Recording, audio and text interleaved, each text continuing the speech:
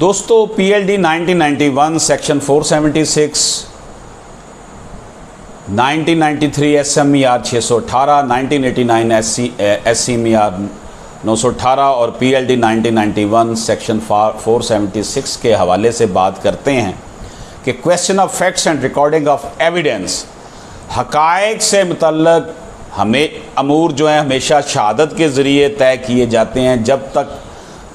मद्दे मुकाबल ऐसे हक़ाइक़ को तस्लीम ना कर ले, क्योंकि शहादत कलमबंद करना होती है और अमूमी तौर पर अदालत आलिया के पास शहादत कलमबंद करने के अख्तियारात नहीं होते, यानी हाई कोर्ट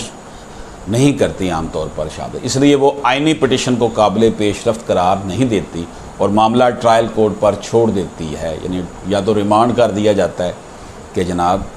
वही इसके ऊपर शहादत कलमबंद करे। इसको 1993 SMER 618 में भी नरेट किया गया है। इजाज़त दीजिए।